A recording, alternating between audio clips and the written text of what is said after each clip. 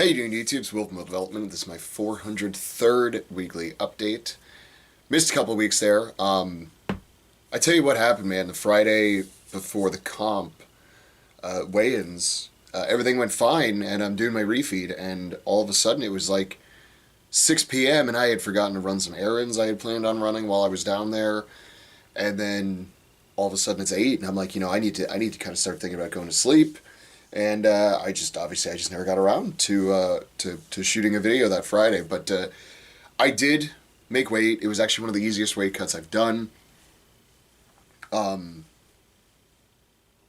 was actually drinking water Friday night, like just sipping on it, and then went and weighed in as early as possible, and just immediately started the refeed process, and it went well. I felt pretty good going into the show. I'll do a full comp recap at some point. I'm trying to keep this one kind of short. I'm trying to just get back into the swing of things. My business has been very busy lately, just with a lot of stuff going on and some new stuff happening too. And because of that, it's taken up a lot of my time. And I've always said if something was going to slip, it was going to be this, because this doesn't make me money, this doesn't pay my bills.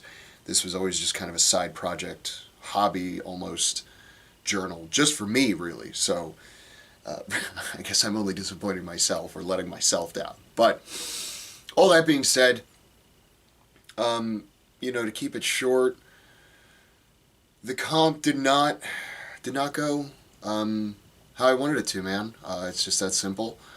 There were some mistakes I made. I looking back on everything, there's really only like 2 things I could have done better, possibly, throughout the whole show. Maybe 3. 3 total things out of all the events and all the things that I did.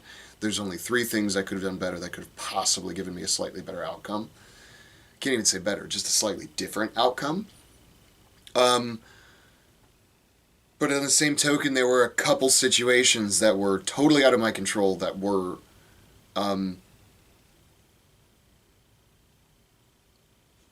they sort of made the playing field a little stacked against me. Just one example would be there's 3 of us in my weight class. The other 2 competitors ran the yoke downhill, but I had to run mine uphill. And it didn't really even make sense that I was going second either, because I said, I just lost the last event. Shouldn't I be going first? And they said, well, we're going by height. And I said, yeah, but the guy who's going first right now is the same height as me. So shouldn't I go first since he won the event? And, and then that was my original case. And they said, look, the whole reason I'm making a problem about this is because I'm going to be going uphill, but they're both going to be going downhill. And so naturally, I lost, because I still managed like a 14 second run or something like that, going uphill. And I'm like, man, I just got to think, if I was going downhill, that probably would have saved me at least 2 or 3 seconds, Of course I did, according to the judge, drop it early. I blame myself for that. I left it in their hands. It's my fault. I shouldn't have dropped it early. I should have walked all the way through like I always did, but it is what it is. I haven't even looked over any of the footage, honestly. A lot of it still kind of just upsets me too much to look at it, and it's all still so clear in my mind how everything went down, so there's no huge point in me even kind of digging into it to go through it all right now anyway. We're 2 weeks out, so I still need a little more time to sort of really, really, really get over everything. Not just my own sort of disappointment with my own performance, but also the disappointment in the situation I was handed to, and that the fact that I couldn't overcome it. And that's really where I've come to terms with it. My mentality went from fuck it, I'm not competing for a really long time because this is bullshit. Because it felt like it was the first time that sort of politics had played a role in my failure. Because I finally feel like I'm good enough to keep up with some of the good guys, or at least the decent guys. And it's like, I am not even getting the opportunity to fairly show that I can do it. That's how I felt.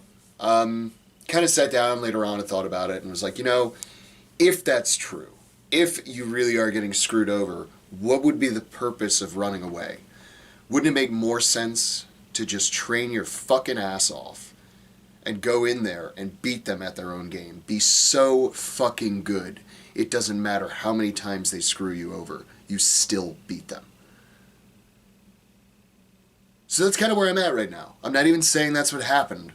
I'm just saying my plan right now moving forward into the near future is train so fucking hard that I'm so strong and I'm so good, I'm so fast, I'm everything that you need to be to win, that no matter what they throw at me, and I'm not saying they did, and I'm not saying they would, I still beat them. And I still win. So that's my plan. I did have a comp planned in September, a team's comp, but I've actually dropped out.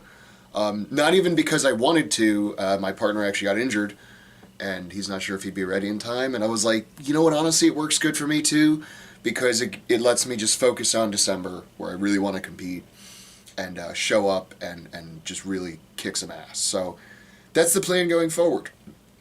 So, you can kind of wallow in self-pity for a few minutes, but you can't give up. There's no point in it. And if you do, then what's your excuse?